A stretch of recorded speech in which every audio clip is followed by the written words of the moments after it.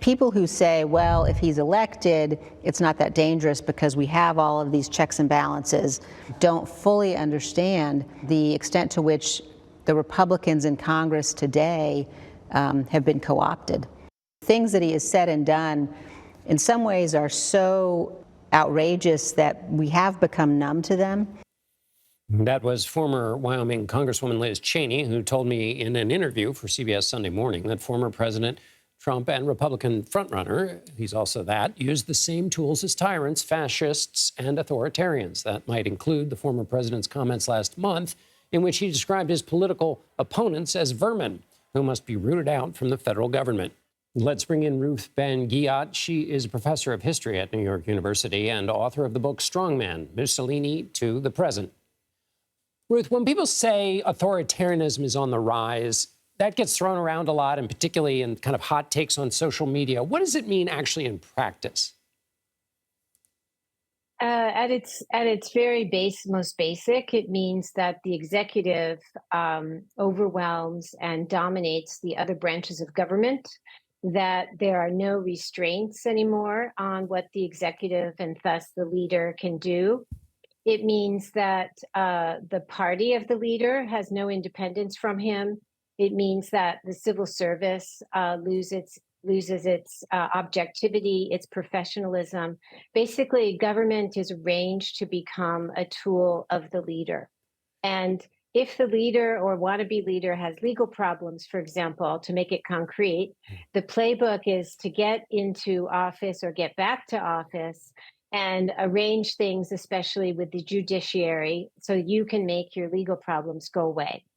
Which is effectively what former President Trump has promised to do, both with his own cases, but also promised to pardon anybody who was in legal jeopardy as a result of trying to help him overthrow the 2020 election. Let me ask you, so on that point, though, a lot of times, as Congresswoman Cheney said, people say, well, the checks and balances in the American system will prevent this from happening.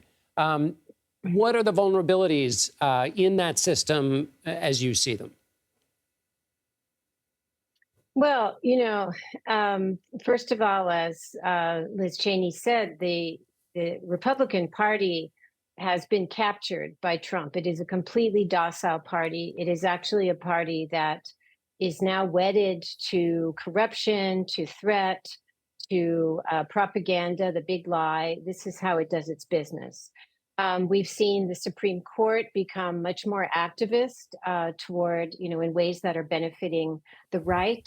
And we've seen how, the Trump campaign is now interviewing people and politically vetting them so they could have a compliant civil service.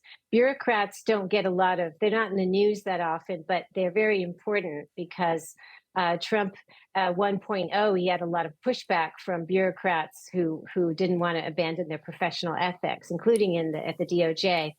And so they don't want to make that mistake again. So they're preparing a kind of army of corrupt people who will not restrain the executive. And the New York Times has reported on that extensively. And finally, Professor, this question of the use of the word vermin, again, gets a lot of noise, but why? What does that signal to you? And why is language something that is worth paying attention to and not just a part of the kind of political chatter that we're all inundated by?